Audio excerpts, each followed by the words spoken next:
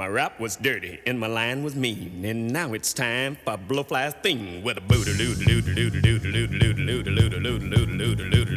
rap dirty. When I was growing up, my father used to listen to all these party records, and Blowfly was the master.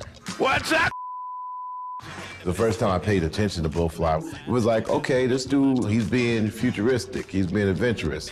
Everybody early on in the rap business was inspired by him. I saw the Blowfly record and I decided I don't know anything about this guy.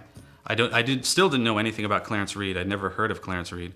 And I decided to do an internet search about him, and that kind of opened up this whole window into Blowfly, Clarence Reid, and the man, both sides of the man and both sides of his music.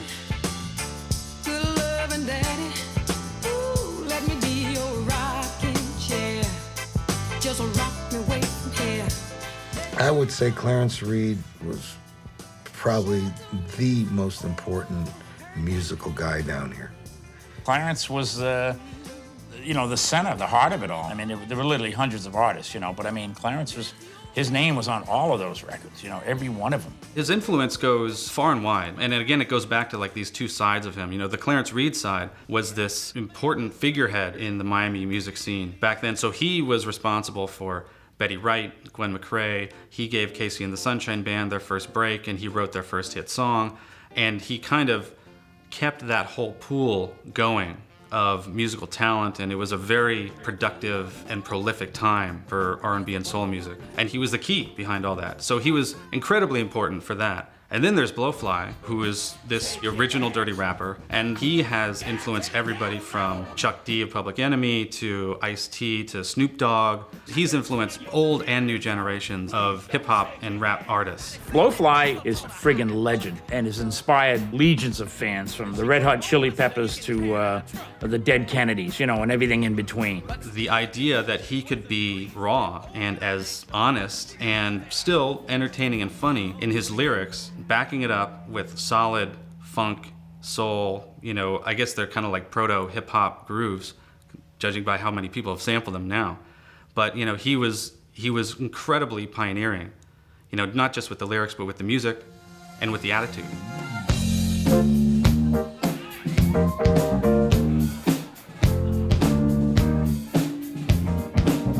I'm doing my thing.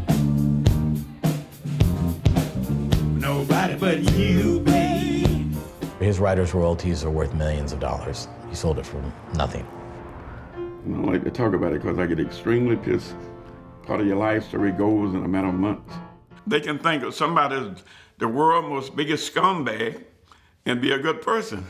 I think Clarence and Blowfly are kind of two sides of the same coin. Clarence started out the dominant personality, and Blowfly was the alter ego. And now a switch has happened, so Blowfly has become the dominant personality, and Clarence is the alter ego. Even though they're kind of two completely different people in a way. Blowfly is very, as I said, he's very raw.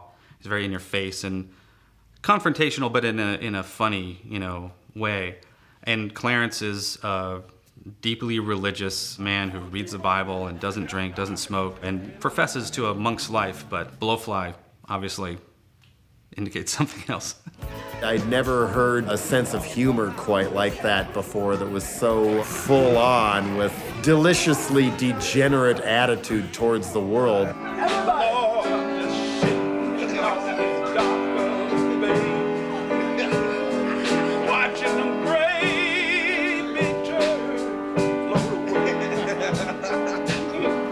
The idea that you can be free in your expression is incredibly attractive, I would say, to almost everybody, because you don't have to adhere to social norms and what people expect of you. And you can push people's buttons, and you can ask people to kind of confront what their attitudes are and what their limitations are in terms of sexuality, racism, what have you.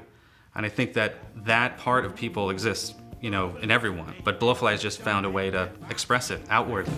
'Cause I'm doing my thing.